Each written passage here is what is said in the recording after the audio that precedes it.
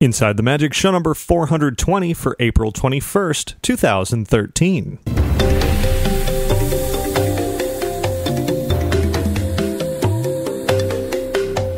It is Sunday, April 21st, 2013. This is show 420 of Inside the Magic, and as always, I am your host, Ricky Briganti. Got another great show packed with a whole lot of fun. Before we get to all of it, I invite you to visit our website over at InsideTheMagic.net. There you'll find not only the podcast, but also lots of videos and photos and news and articles and all that good stuff. And if you ever have any news, tips, questions, comments, anything you want to send in at all, you can email me at ricky@InsideTheMagic.net, or you can call and leave a message at 407-494-4ITM. That's 4486. And now, let's get started with this week's show.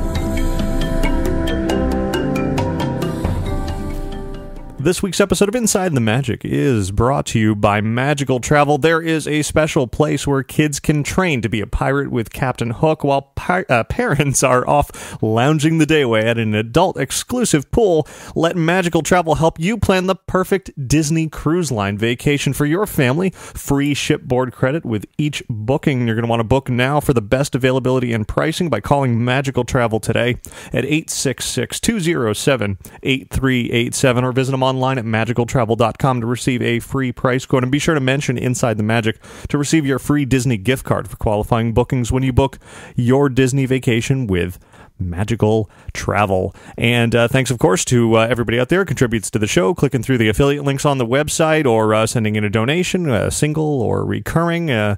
Thank you for all of it, because it helps tremendously. And now, let's get started with our trip around the world.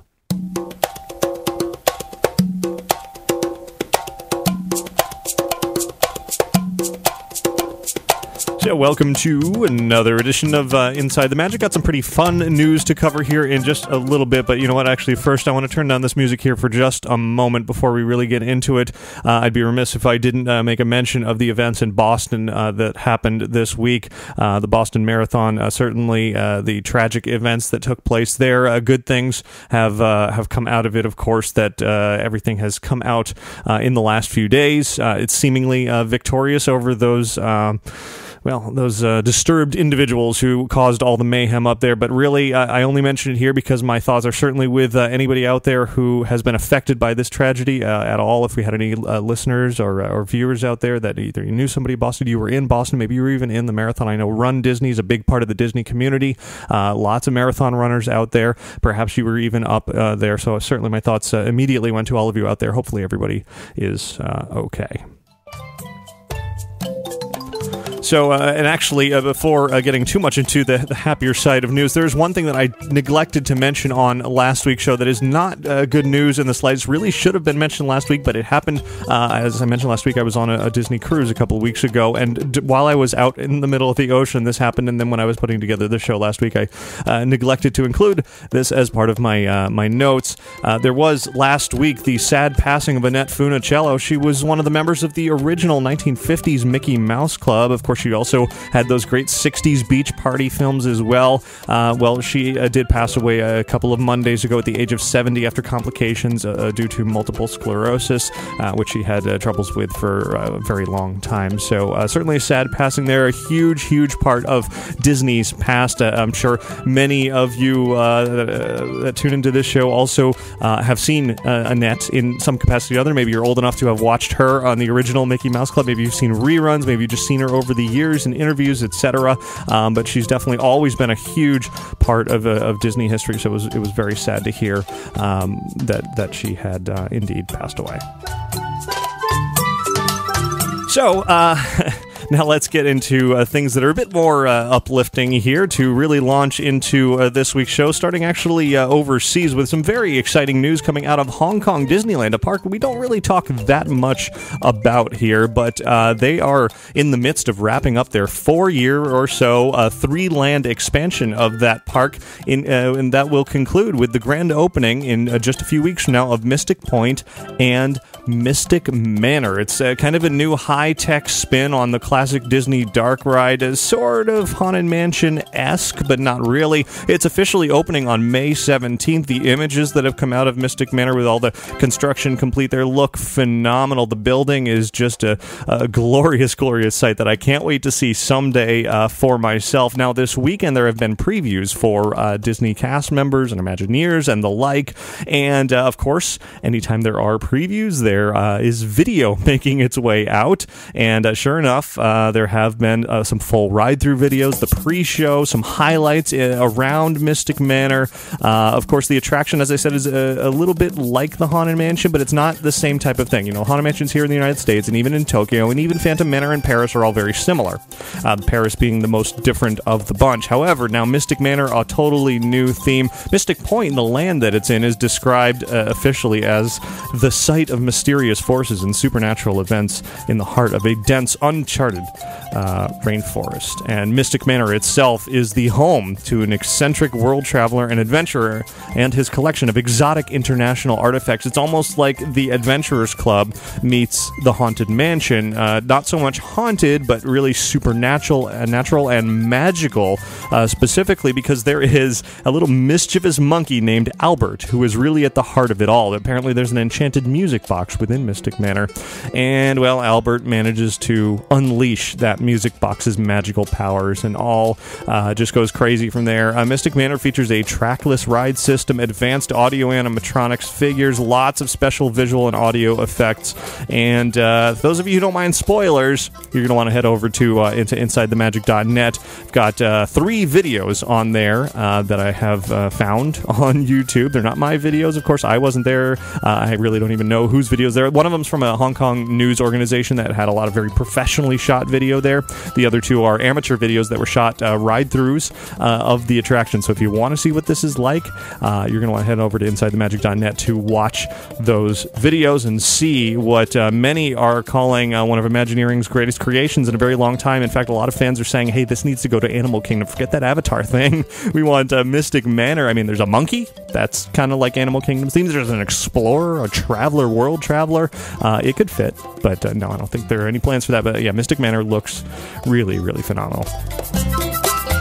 Speaking of Animal Kingdom, though, this coming week will be Animal Kingdom's 15th anniversary on Earth Day, April 22nd, and it's all part being lumped into next week's, or this week's limited time magic at Disney's Animal Kingdom out here at Walt Disney World. There will be a character reunion, dancing, special food and merchandise. It's going to be from April 22nd through April 28th. They're calling it the Party for the Planet. It's going to feature Disney character dance party with some cameo appearances of characters in Mickey's Jammin' Jungle Parade, as well with some rarely seen Disney characters, as well as a chance to see Lilo and Stitch, Flick and Princess Anna, Coda and Kenai?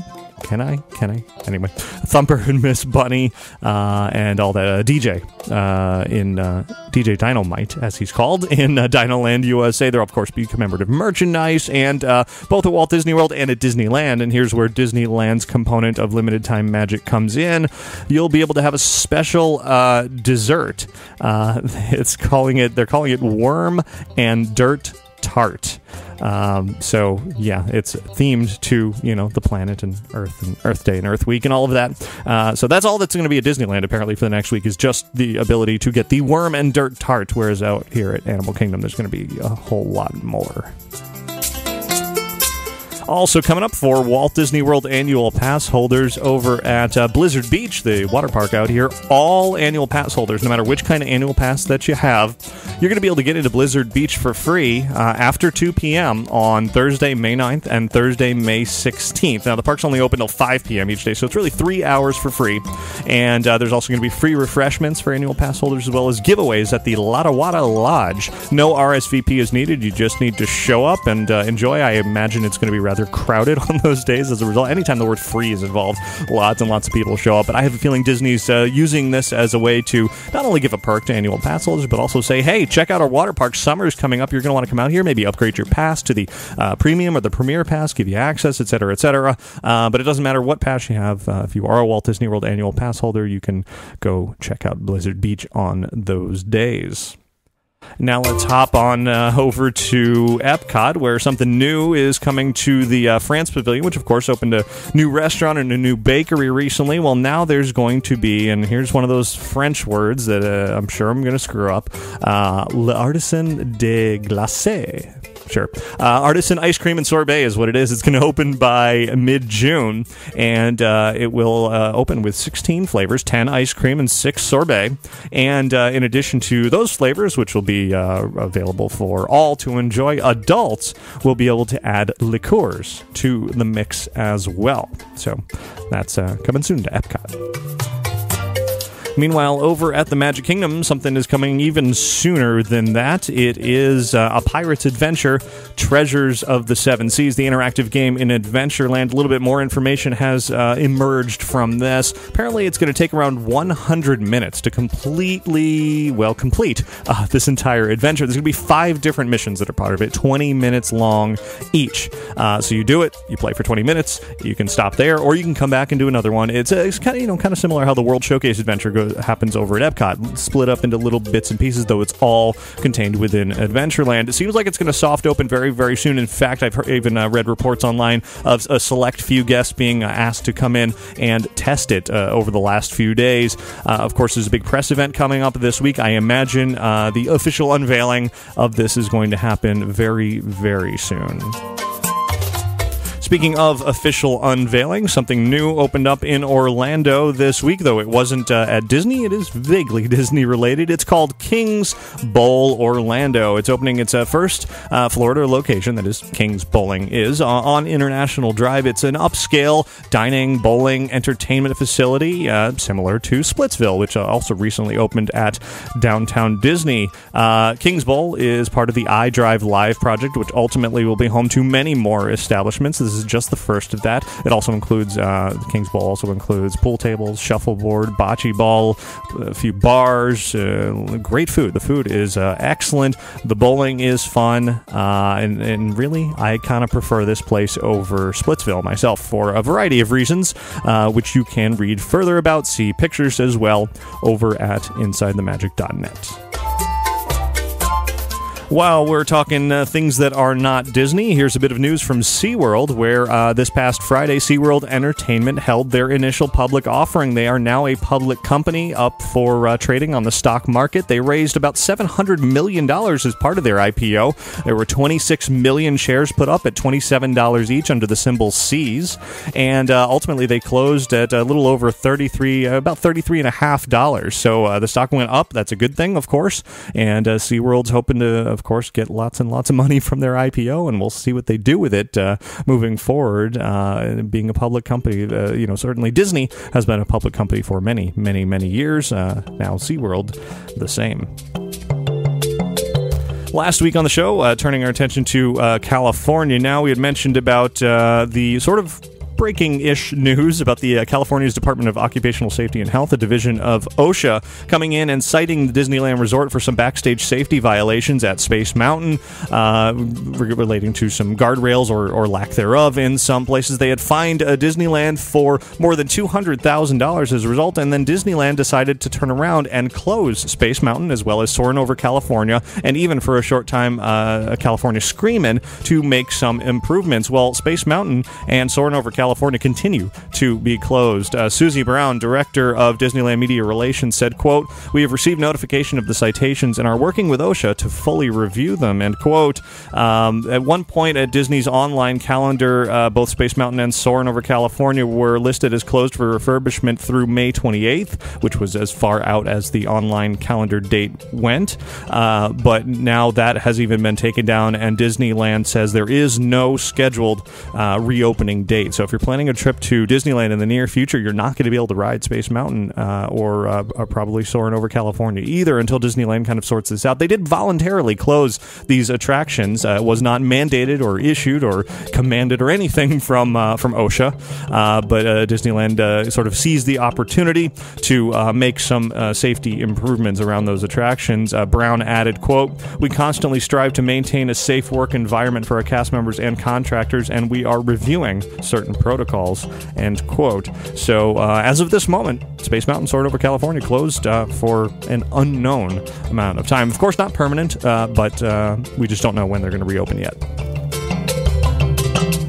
Let's turn to the world of cruises now. We're actually not talking about Disney Cruise Line, but rather something that is very reminiscent, almost sort of the next step in some Disney Cruise Line technology. This week, Royal Caribbean unveiled its upcoming ship, the Quantum of the Seas. And of course, we know Disney Cruise Line has the virtual portholes on the Disney Dream and the Fantasy that many have really, really enjoyed. The interior rooms where you don't get a window, you don't get a balcony, where you get these sort of video screen portholes. It looks like you're looking out into the ocean. It's a real-time view of the ocean, but then they also overlay, Disney characters and make it really fun. Well, Royal Caribbean has now announced that on the Quantum of the Seas, they're going to have virtual balconies, not just a little porthole in the room, but rather an entire sort of almost floor-to-ceiling view, real-time view of the outside, even though you are in an interior room. No word as to whether they're going to, throw Shrek characters or anything like that on there. But that's virtual balcony is going to be part of that ship, as well as something very interesting they're calling the observation pod, which is this basically almost a dome structure with windows all the way around on a very long arm that rotates and goes out over the water 300 feet above the ocean, giving you a very unique view when you're in the middle of the sea. It seems like the Quantum of the Seas is really going to be huge and quite the thing to see. Let's move on to the world of video games now, where a really exciting announcement came out this week. Of course, recently we talked all about DuckTales Remastered. The old classic Nintendo game DuckTales is being reinvented as an HD version from Capcom and Way Forward. It's going to be coming out this summer. Well, now we're getting another game like that, except this one's coming out from Sega in collaboration with Disney Interactive. They are remaking the classic Sega Genesis game Castle of Illusion, starring Mickey Mouse. The original was released in 1990.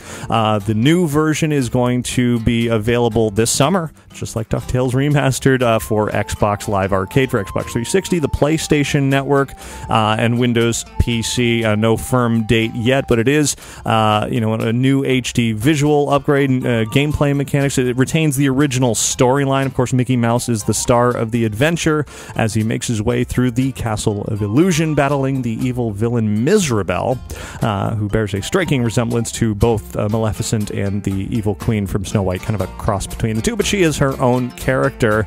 An interesting footnote here, of course, is that Castle of Illusion, the original, was kind of the basis for Epic Mickey Power of Illusion, the 3DS game from Warren Spector and Junction Point Studios, that was kind of a sequel of sorts, which is a really, really fun game. In fact, my favorite of the Epic Mickey series, so I'm really looking forward to this original Castle of Illusion being remade. It sounds like it's going to be a really, really great summer for Disney video games. Not only DuckTales Remastered, now the new Castle of Illusion, but also Disney Infinity coming out toward the end of the summer. Lots and lots of fun to be had in Disney video games coming soon. Here's a little more home fun that you can have, though it has nothing to do at all with video games. In fact, it has to do with paint, something we don't talk about much here, but there are new Disney paints are now out from the paint company Glidden, exclusively at Walmart, and they've got some fun options. Colors include things like Sully's Fur or Blustery Day, but then there's also some really interesting features like glow-in-the-dark paint or glitter or metallic finish. A lot of options that you can play with. So if you want to head to your local Walmart, you be able to check out that paint. Maybe have some creative projects at your own home. This week was also the big movie convention called CinemaCon. Took place, I believe, in Las Vegas. And there, Disney put on quite the presentation. They brought out the director, the producer, and some of the stars from The Lone Ranger. Debuted a trailer, did a Q&A there, but they also announced a few things there. Disney said and basically confirmed their plans with upcoming Star Wars films, of course, following the acquisition of Lucasfilm. Their plan is to begin the Star Wars movies, the new ones, with Episode 7 in 2015, and then they're going to alternate each summer between a new trilogy film and a sort of spin-off side film focusing in on some specific characters from the Star Wars universe. So Episode 7 in 2015, then in 2016 they'll focus on some character, let's say maybe Han Solo or maybe Boba Fett or something like that. They haven't said specifically what. Then in 2017 they'll follow up with Episode 8, then the next year with another standalone, and then the next year with Episode 9, and so on and so forth. So lots and lots and lots of Star Wars films coming up. In addition, Pixar has announced at CinemaCon this week that the next film from director Pete Docter will be titled Inside Out. This is the one that's was formerly known as the untitled Pixar movie about the mind or something like that. It is officially going to be called Inside Out, and a release date has been set there for June 19th of 2015. Now, 25 years after its initial release in theaters, it is, it's the 25th anniversary of Who Framed Roger Rabbit, one of my favorite movies of all time. It is available on Blu-ray. I'm sure I mentioned this a week or two, or maybe even 3 when it first hit Blu-ray. There were actually some production issues that delayed a lot of copies. If you happen to snag one, then wonderful, but a lot of them were recalled.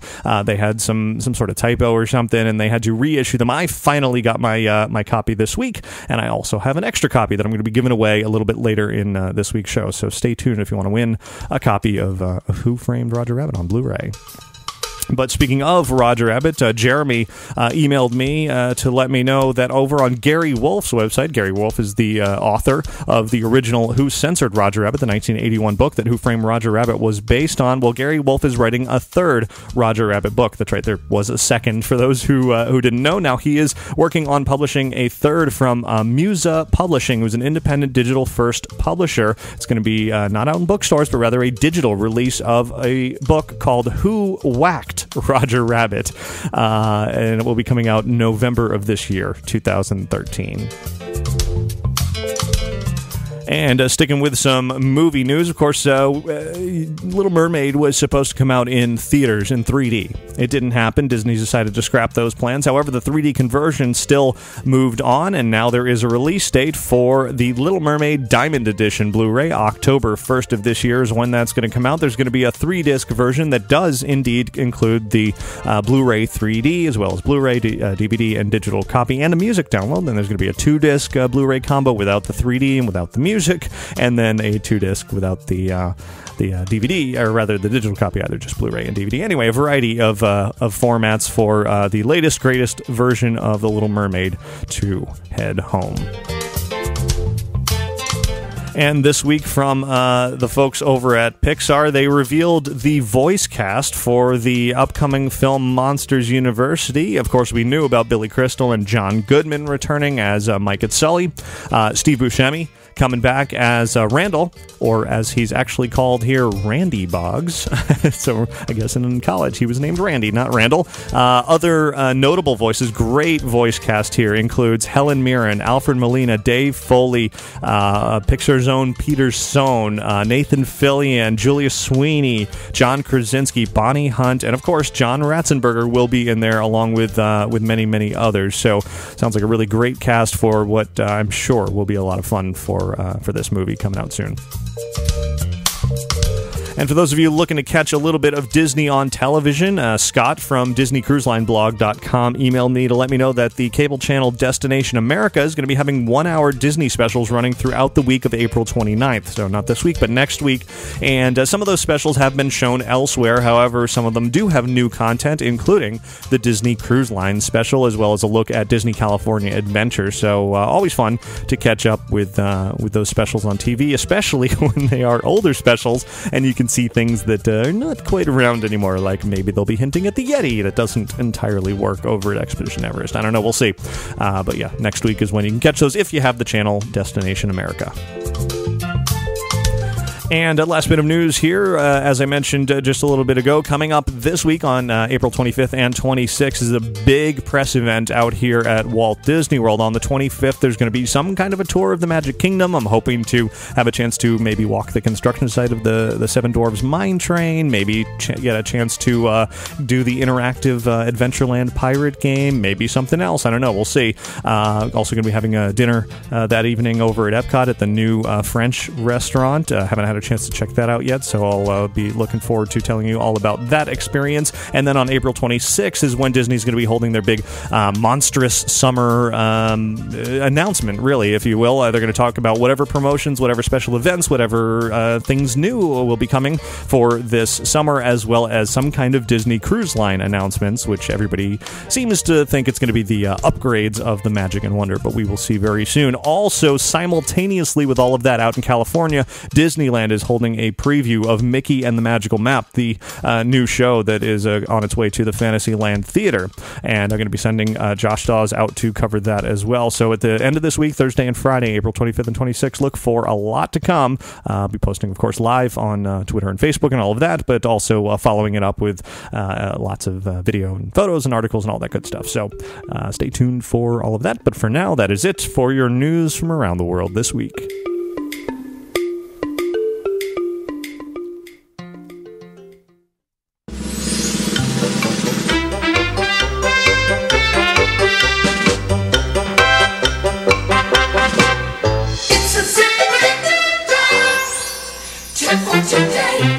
This week's tip comes in from Scott, who writes, "My tip for everyone planning a big Disney vacation is to get the Disney Rewards Visa card, specifically the Premier Rewards card." And I know, credit cards are normally a bad idea, but if you are a disciplined shopper and able to keep the card in control, it is a great tool for any trips to the parks. Rewards cards are a great way to pay for everyday purchases like groceries, gas, visits to restaurants, and then get something in return.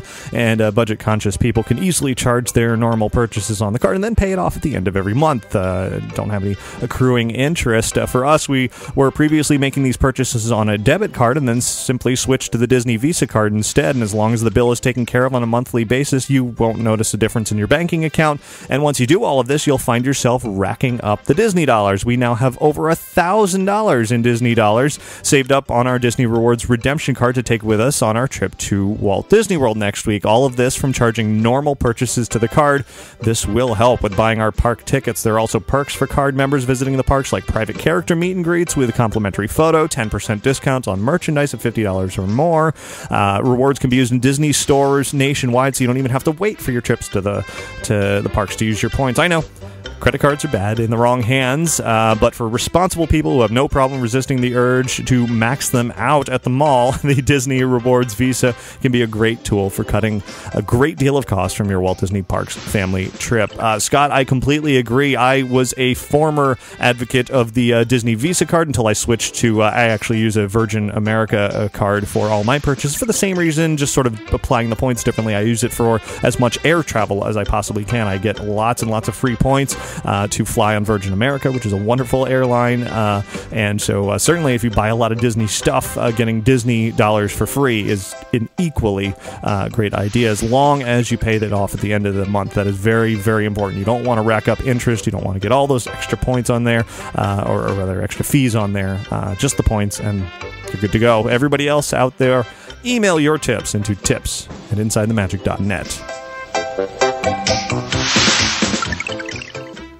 Now, as I said just a minute ago, or a couple of minutes ago, I'm going to be giving away a copy of Who Framed Roger Rabbit on Blu-ray, but before we get to that, I do need to put in a quick word about Capturing Magic, the new iPhone apps that are really the ultimate tool for documenting and recording the magic of your Disney vacation, whether you're out here in Florida at Walt Disney World or you're in California at Disneyland. The Capturing Magic apps offer a helpful list of photo opportunities and memories to capture before, during, and after your trip. They are the perfect way to ensure that you don't miss a magical moment. While you're in the parks, the app is going to remind you of your desired photo opportunities that are on your list when you're near those locations, and then when you take a photo, you use the app to mark off who's in the picture, what camera you took it with, and then later you can easily find, export, and organize those pictures, and even email yourself a list of all the photos that you took. The Capturing Magic iPhone apps are available now in the iTunes App Store. And now, an Inside the Magic contest.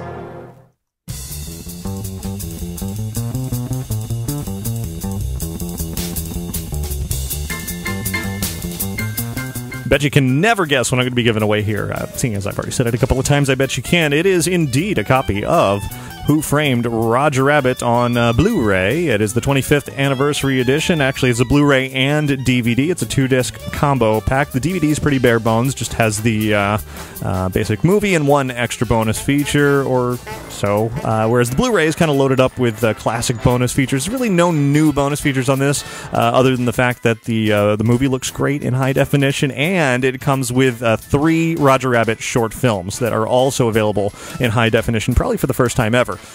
So those look phenomenal as well. I've actually posted a full review of this release over at InsideTheMagic.net, so if you want to read more about the Blu-ray release, you can do it there, or you could just simply enter to win a copy right here and now. So I've got 3 trivia questions for you related to this wonderful, wonderful movie, Who Framed Roger Rabbit, and I'm going to ask that you email the correct answers to me in order to enter to win this copy of the film. So the first question that you're going to want to answer is, who is the uncredited voice of Jessica Rabbit? And that is the speaking voice. The singing voice was different. So the speaking voice, she went uncredited in the film. Who was it? Question number 2, what is the password to get into the Ink and Paint Club, as said in the movie? And number 3, how did Roger Rabbit voice Charles Fleischer quite literally get into character while he was on the set while making the film? So email those 3 answers to contest@InsideTheMagic.net, and in the subject line, please put Show 420 Contest, and then next week, if I have your, well, please submit your response, let's see, by 11:59 p.m. Eastern Time on Saturday, April 27th. Then next Sunday, I will randomly choose from all the correct answers one winner and announce it here on the show. You have to come back and listen for your name in order to claim your prize. So good luck.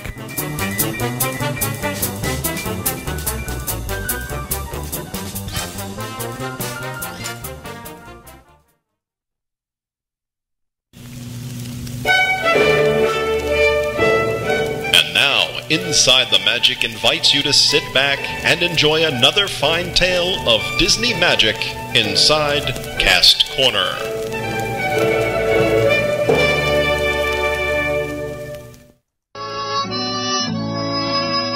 So I'm happy to give something away on this week's show, and now is the return of Cast Corner, a segment that I haven't done in I don't even know how long. It's been months and months, but I know a lot of you enjoyed it. In fact, I had some folks email me recently saying, you know, we love Inside the Magic as it is. You're going to all these great events, you're doing all these great interviews, lots of coverage of all the latest and greatest news, but sometimes it's fun to just kind of take a step back and enjoy the parks as they are. Whatever happens on a daily basis inside Disney's theme parks. It's something that I used to do all the time in sort of the early days, the early years, in fact, of Inside the Magic, before I started going to all of the, the latest happenings around the parks and really getting a lot of the access that I am so privileged to have now.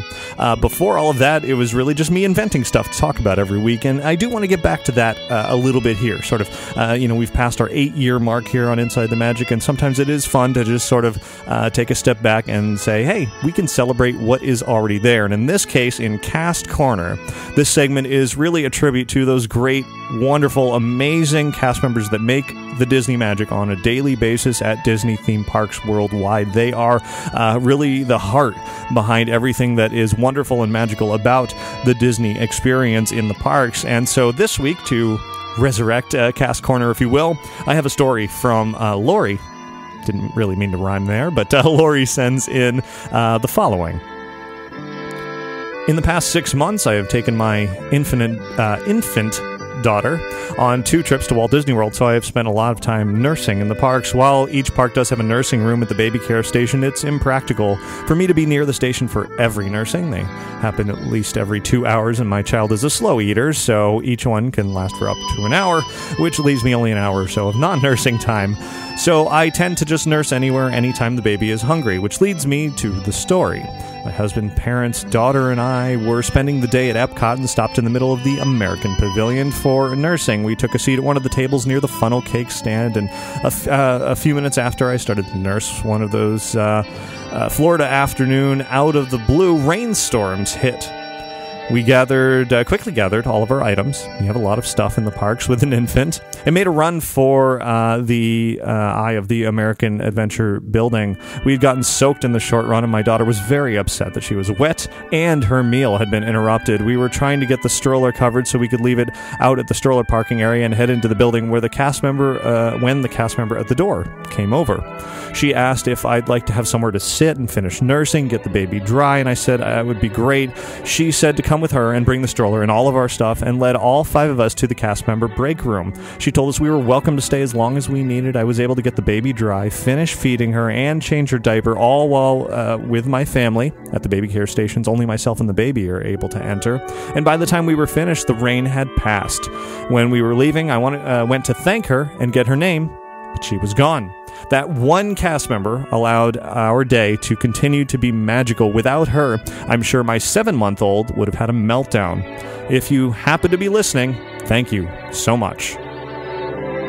Lori really is the simplest of gestures there that make it worthwhile, and that wasn't your average sort of Disney magical moment. It didn't involve autographs or characters or photos or, fireworks or merchandise or anything like that. It was really just a simple, kind gesture to see a mother and family in need and do what was necessary to make sure that their vacation didn't have any of those down moments where you're frustrated and you have a, whiny, angry kid crying and thus, in turn, annoying other people around you. The cast member really seized the opportunity to just make it easy for everybody, even though, cast member break room, not part of the normal Disney experience by any means, but sometimes those cast members just have to do what they have to do in order to make it work, and so they should always be applauded for that. So thanks very much for sharing that story. I do have other Cast Corner stories sort of in the queue that I've been compiling for many months now since the last time we did a Cast Corner segment here, and I'm not going to do one every week, but every so often I would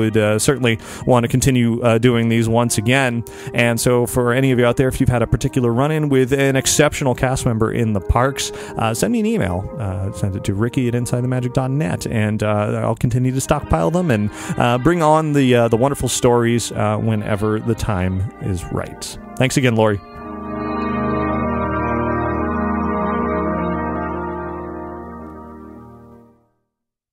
Now, before we get to this week's main feature, let me put in a quick word about touringplans.com, the newest sponsor of Inside the Magic. If you want to save time by avoiding crowds and long lines on your Walt Disney World, Disneyland, or Universal Orlando vacation, then touringplans.com is the solution for you. Touringplans.com has everything you need to plan your trip, including a crowd calendar for planning the best days to visit, and everything that you need for saving time while on vacation, including a mobile wait time app with personalized computer-optimized touring plans. And you can check out touringplans.com today and use discount code ITM to save 20% and start planning your stress-free vacation today.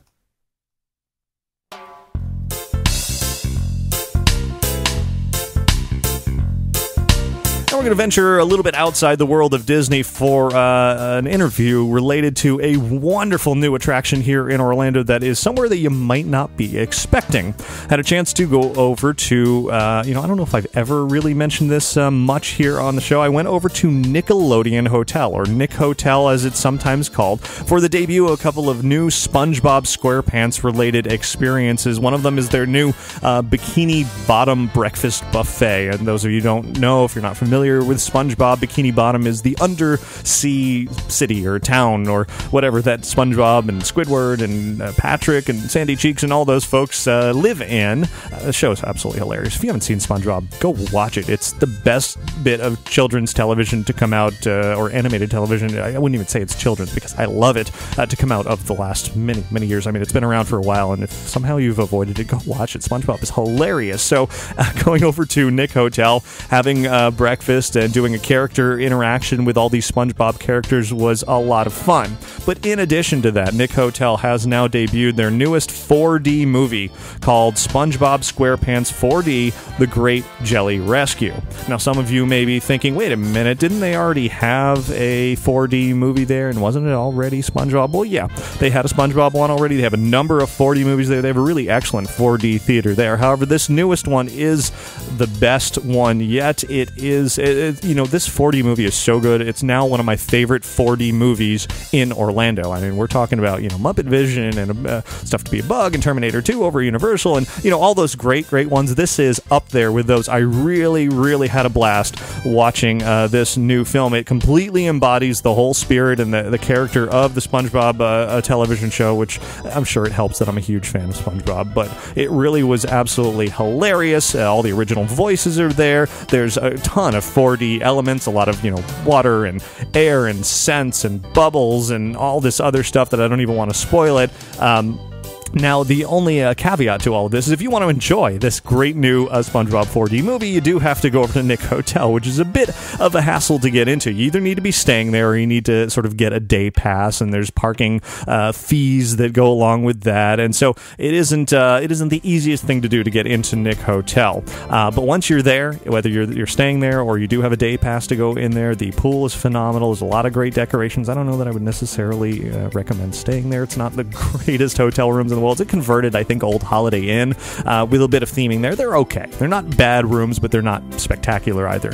But really, the grounds and the attractions and the pool area is wonderful. And you're going to be able to head over to InsideTheMagic.net this week for a full report about the breakfast and some video going through the pool area and much more. But right now, here on the show, I want to offer an exclusive interview with Brent Young. He's the president and creative director of Super 78 Studios, and those of you who tune into a lot of podcasts, you might know Brent's name because he's also the co-host of the Season Pass podcast. I've been on their show before.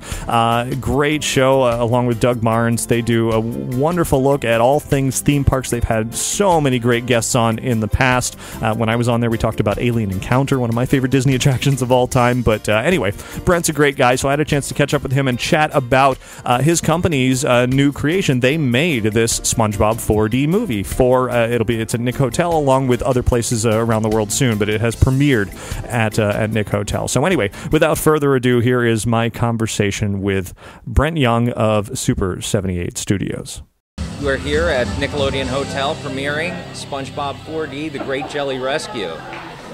Excellent. Well, I just saw the movie. It's fantastic. I had seen, the previous incarnations of the 4D movies here. I think this is the best one yet.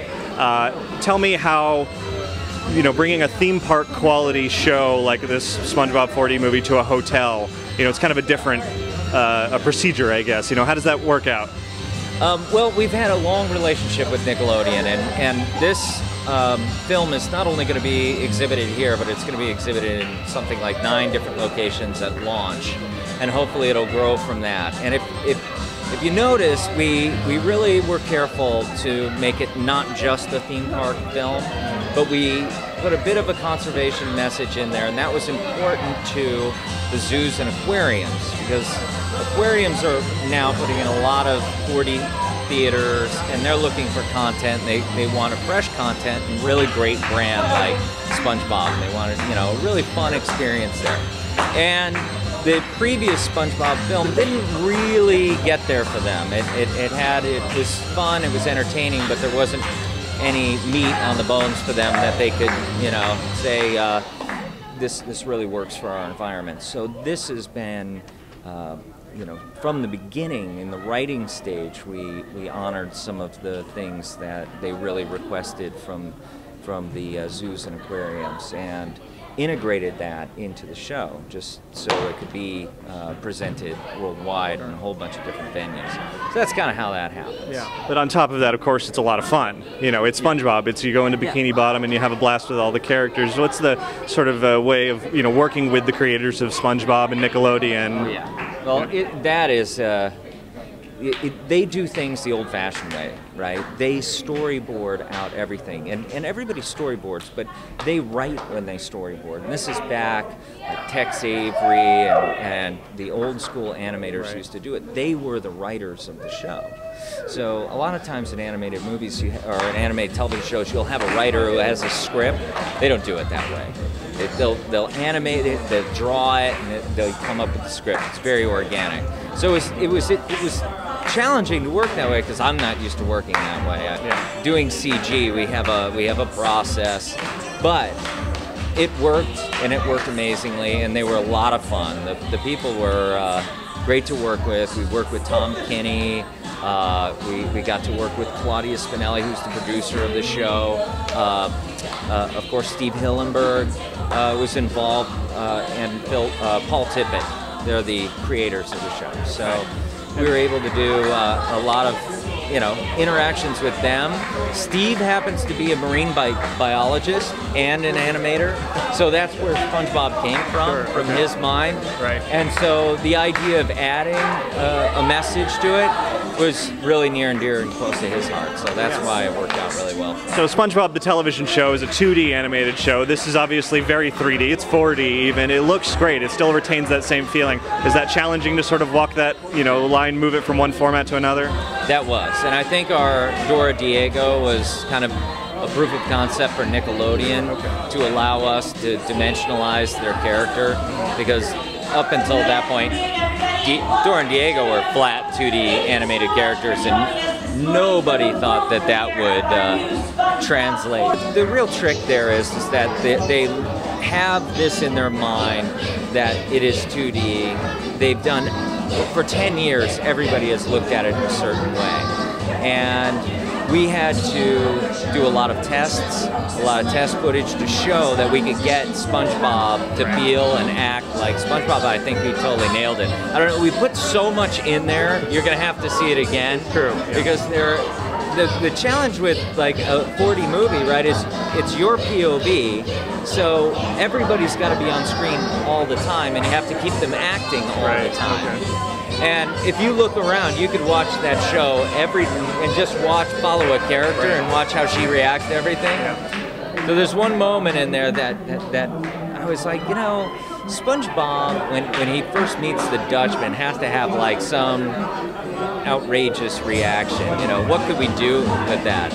And then if you saw it, it's like, if you pick that up, his face rolled down like a sardine can, and just his skeleton head was there yelling. Did you see that? I didn't even see that. You missed, because you were looking at the Dutchman, right? But if you look, and when SpongeBob goes, his whole face rolls down, and it's just a skeleton in there. I did see at the very end, I was looking for Squidward through the whole thing, because really, Squidward's really the star of SpongeBob as far as I'm concerned. I love Squidward. But I was looking for him, and at the very end, they're saying, oh, everything's happy and fun, and then he's off in the corner with his usual grimace on his face, looking miserable. Hits by the sun. He's actually in it multiple times. He was in it in the when his roof blows off his house. I shouldn't give too much away. And he's that's inevitable. Yes, he's in one other part. But Squidward really, gets the comeuppance always, And I found, 4D, some movies work, some movies don't, as far as really playing with the audience and getting interactive. And this one has so many elements to it, between, bubbles and water and wind and, lighting and all of that. And then even, plankton coming out of the screen and really being up in your face. Do you think you have more freedom than some of maybe the theme park establishments to really do even more with a movie? We built this film for two different markets, right? And one is a simulator market, and one is a 4D market. So when you do an installation for a theme park, you're really building it for a specific theater. Right. So the parameters of it's a simulator, and this is the type of presentation, this is the screen. So in a way, we had to build it so it worked on a lot of different levels. So we had to put a lot of different stuff. So you'll notice sometimes we're like holding put, and there's some dialogue, and sometimes we're moving through environments, and that's really to give those seat environments and people that have simulators something to move through. So we had a lot of freedom, but we had a lot of places that we need to make it work for. So there were a lot of parameters, and hopefully, it's kind of seamless for everybody. They don't really know. Well, even, Universal had a SpongeBob scene for its Jimmy Neutron ride, which isn't there anymore. And that was fun, but brief. This is, I think, is a lot, for anyone who's a SpongeBob fan, this is a must-see. It's really, it does epitomize everything that makes SpongeBob great, and then adds to it with sort of the interactiveness to it. Well, thank you, Ricky. I appreciate that.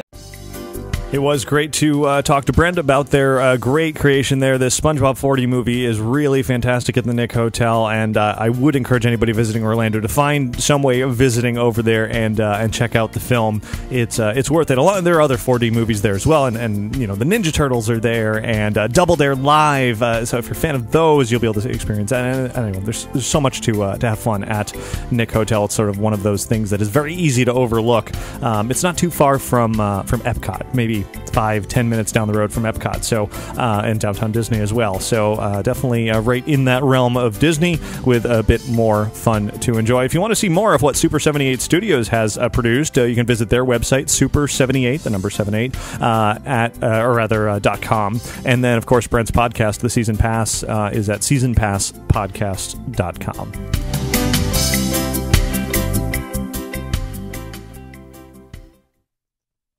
Hi, Ricky. Hi, Ricky. Hey, Ricky. Hi, Ricky. Hi, Ricky. Hey, Ricky. Ricky, this is amazing.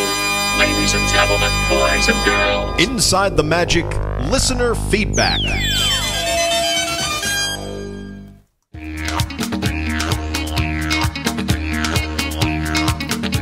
So we got about 10 minutes here to go through some listener feedback. I've got quite a lot of emails that I have been stockpiling over the last few weeks because the show's been so busy. So a good amount of time here to go into that. And actually, before I jump into the emails, I want to mention a new, I guess you could call it a social network or a new app, or it's not even that new. It's new to me. There's something called a Snapchat. And I had never heard of this app until just a few days ago. I happened to be browsing the iTunes App Store and saw it was a really popular free app. I was like, oh, that sounds interesting, some other new social kind of thing, and so I signed up for Snapchat and found that apparently a lot of you are on there as well. I've had a lot of fun over the last few days, kind of occasionally writing back and forth with pictures and messages. That's the whole point of it, apparently. So if any of you are on Snapchat and you want to send me a message, my name, as boringly as it could be, is just R Brigante, Brigante. So find me on there, send me a picture, send me a picture of your Disney collection, or just smile, say hi, whatever you want to send, and I will. I'll send one back to you. It's been fun communicating with a handful of you, and we'll see how many more people I can be photo chatting with. Maybe I'll send you some from the park sometime. Moving on from there to the first email of this week, John writes in from Illinois with a response to an email from last week, which was a response to something prior to that. John says, a correction on an emailer's correction from last week. According to several box office websites, Cars 2 did outgross Cars worldwide. Cars made $461 billion or so, while Cars 2 brought in over $500 million. And don't be surprised if we see the Radiator Springs group in another feature film. Congrats on 8 years, and thanks for what you do. John, certainly thanks for the congrats message there. And yeah, so there's the discrepancy we were talking about. Cars 2 being more profitable than Cars, and not in the US, but yes, worldwide. And anyway, we all know that Cars is very, very popular. Regardless of which film did better than the other, the merchandise sales are through the roof. Cars Land is phenomenal at Disney's California Adventure, and I wouldn't be surprised if some portion of that would make its way out here to Walt Disney World at some point, and I believe that's part of what we were talking about, along with sort of the notion of Pixar sequels not doing as well, and, well, Cars has done very well worldwide. Next up, Jason and Carolyn from New Jersey write in, or it seems like it's Jason who's writing, and says, I wanted to say my wife and I love your show. We just found it 2 weeks ago and we are addicted. Now let me just say, we love Agent P and Phineas and Ferb. However, if they go anywhere near my beloved Figment, who was the centerpiece of my childhood, I will be devastated. I, too, would love to see them arrive at the Disney parks, but not in place of Figment. I also wanted to tell you my wife and I loved the conversation you and Skipper Ben had about the great movie ride, we must have paused that episode 10 times to shout out our suggestions. For example, remember the gangster scene? What would be great is when we look into the bar down that dark alley, you could see Eddie Valiant and Roger Rabbit dancing to Shave and a Haircut. Yeah, Jason, Carolyn, I love that. Roger Rabbit in the parks. Yes, please. More. I would love to see that in there somewhere. But as far as the sort of notion of Phineas and Ferb potentially moving into the Imagination Pavilion at Epcot, it is just barely a notion. Yeah, there was some concept out there from Imagineering, and the idea is floating around in the halls of Imagineering somewhere. Whether or not it is going to happen, who knows? Probably not in the near future. There have been many fans who have taken a look at Mystic Manor, which I was talking about at the top of the show, and seeing some vague similarities there to the Imagination Pavilion, and seeing how potentially the whole, concept of Dreamfinder even and Figment could be reworked into something as spectacular as Mystic Manor is. So for those of you who go to the website and watch the ride-through videos of Mystic Manor, maybe keep that in mind. Think about how all of that could integrate together. But yeah, I agree. Figment should not leave Epcot. The Figment that's there right now, though, I don't really ride that much. Everybody wants the old Journey into Imagination back, of course. Next, an email from Evan, who writes, a while back, I remember seeing planned Disney films based on classic attractions, the Matterhorn, the Jungle Cruise, even Mr. Toad's Wild Ride. But now on some sites, those projects look like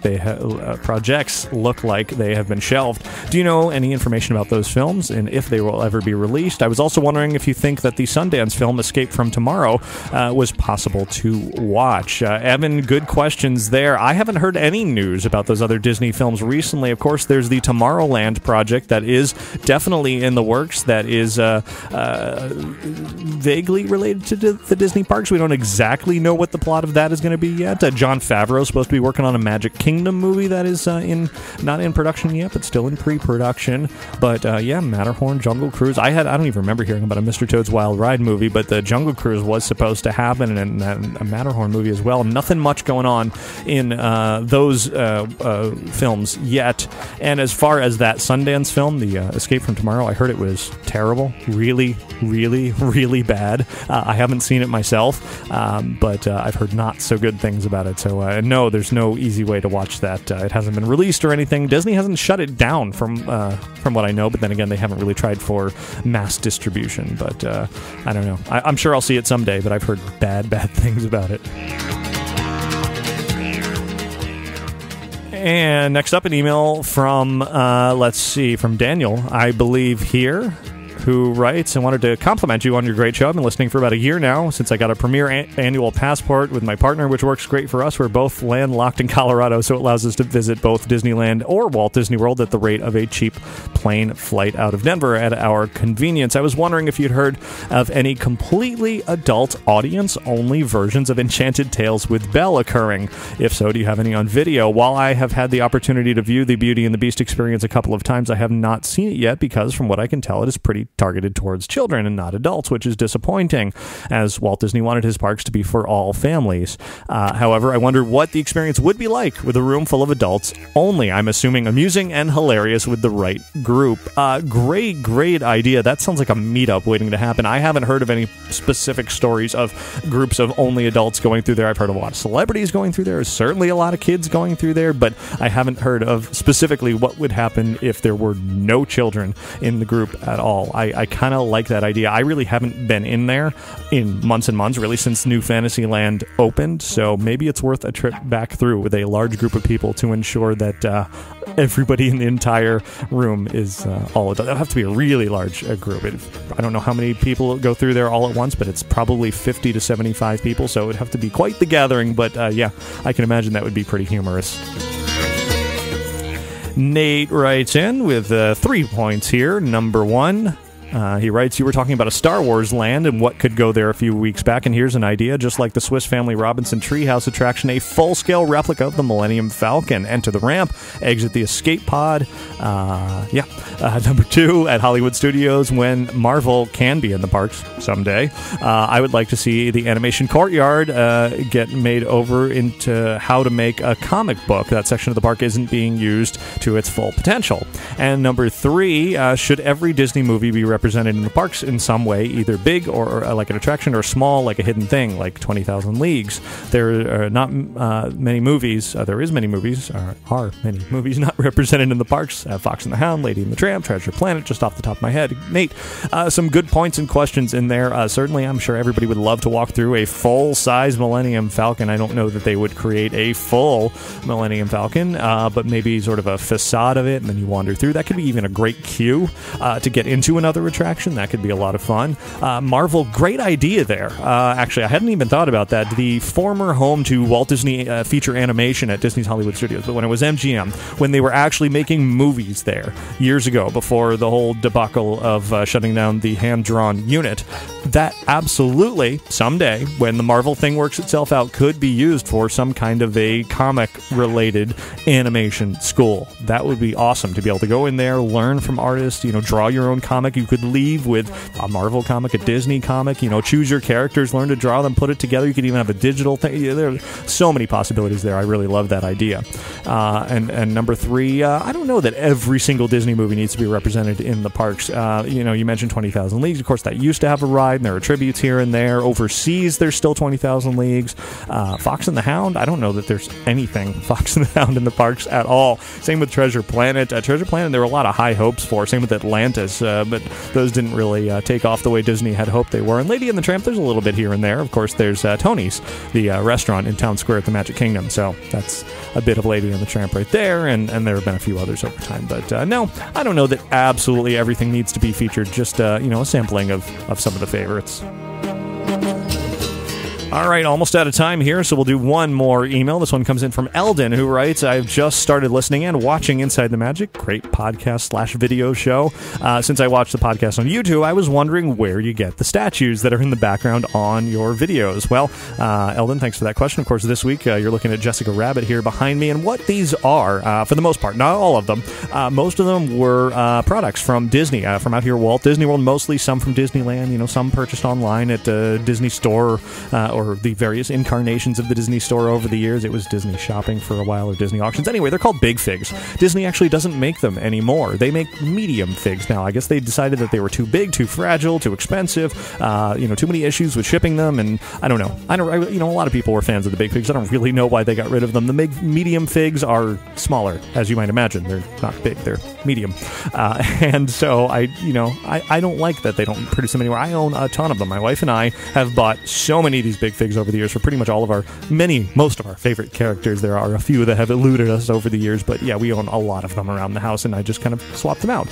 Whatever's fitting for that week. There are a few other things that I've acquired here and there. You may have seen a Scrooge McDuck that was actually from one of the old mall Disney stores, and et cetera, et cetera. A lot of different things, but yeah, most of them are just the old Big Figs from out here at Walt Disney World. So that'll do it for listener feedback this week.